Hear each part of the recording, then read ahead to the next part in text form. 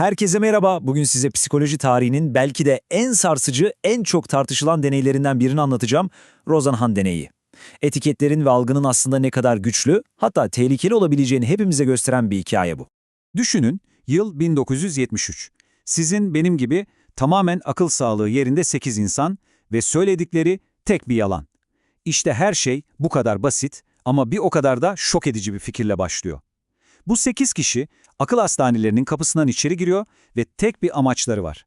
Bakalım diyorlar, sistem bizim sahte olduğumuzu, aslında sağlıklı olduğumuzu anlayabilecek mi? Peki bu cüretkar fikrin arkasındaki isim kim? Psikolog David Rosenhan. Rosenhan'ın kafasını kurcalayan çok temel ama bir o kadar da derin bir soru var aslında. Biz, yani tıp dünyası, akıllı birini zihinsel bir rahatsızlığı olandan gerçekten de güvenilir bir şekilde ayırt edebilir miyiz? Yoksa bu sandığımız kadar kolay değil mi? İşte bu sorunun cevabını bulmak için Rosenhan yola çıkıyor ve toplumun bambaşka kesimlerinden 8 gönüllü buluyor. Aralarında bir ressam var, bir ev hanımı, çocuk doktoru, yüksek lisans öğrencisi, yani anlayacağınız tamamen sıradan insanlar. Onları özel kılan hiçbir şey yok. Tabii bu inanılmaz deneye katılmaya karar verene kadar. Ve söyleyecekleri tek bir yalan var, bakın tek bir tane. Hastaneye gittiklerinde sadece şunu söylüyorlar. Kulağıma bazı sesler geliyor. Sanki biri, boş, oyuk, vurma gibi şeyler fısıldıyor. Hepsi bu. Başka hiçbir garip davranış yok, başka uydurma bir belirti yok. Sadece bu 3 anlamsız kelime.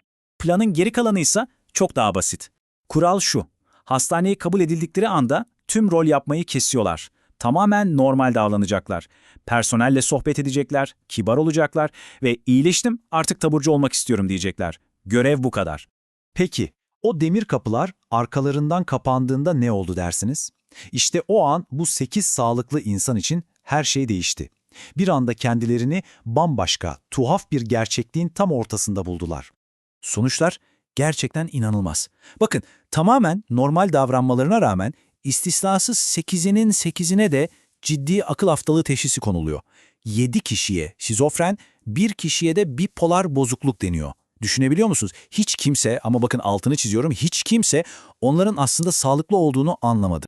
Ve bu yanlış teşhisler yüzünden ne oluyor biliyor musunuz? Bu sağlıklı insanlar ortalama tam 19 gün boyunca hastanede kilit altında tutuluyor. Hatta aralarından biri var ki çıkması tam 52 gün sürüyor. 52 gün! Sadece 3 kelimelik bir yalan yüzünden.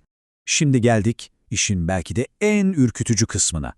Bu gönüllülere bir kez hasta damgası vuruldu ya, İşte o andan itibaren yaptıkları her normal şey, ama her şey, bu hasta etiketinin filtresinden geçirilip bambaşka bir şekilde yorumlanmaya başlandı. Adeta gerçeklikleri o teşhis kağıdına göre yeniden yazıldı. Mesela en çarpıcı örneklerden biri, gönüllüler haliyle deney için etraflarında olan biteni not defterlerine yazıyorlar.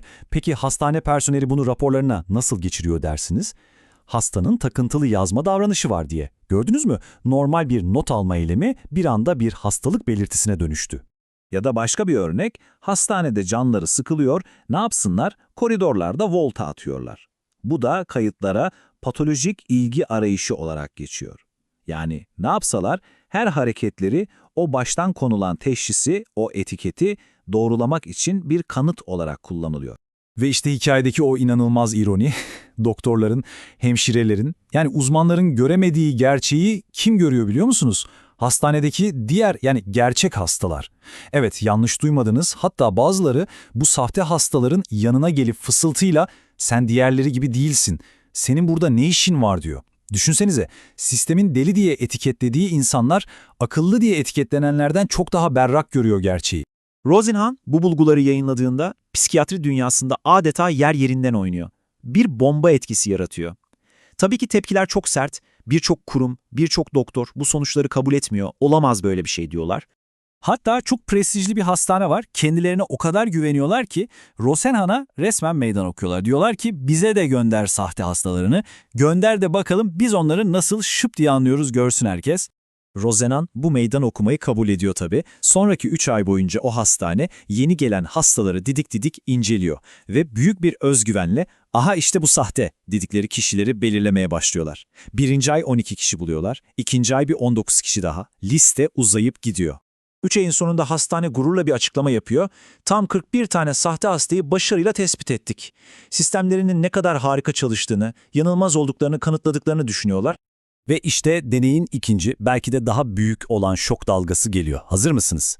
Rosenhan o hastaneye tek bir tane bile sahte hasta göndermemişti. 0. Evet, kocaman bir 0. Yani hastanenin sahte diye damgaladığı o 41 kişi aslında gerçekten yardıma ihtiyacı olan gerçek hastalardı.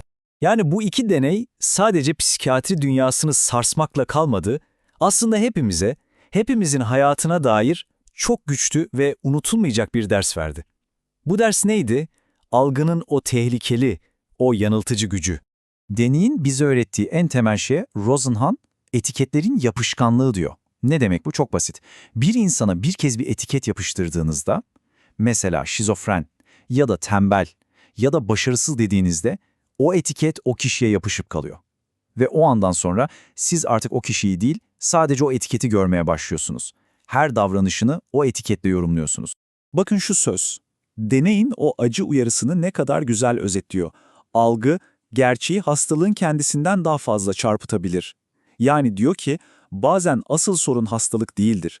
Asıl sorun bizim o hastalığa bakışımızdır, bizim ön yargılarımızdır. Rosenhan bu deneyi yapalı neredeyse 50 yıl oldu. Ama dersleri sanki bugün için söylenmiş gibi taptaze değil mi?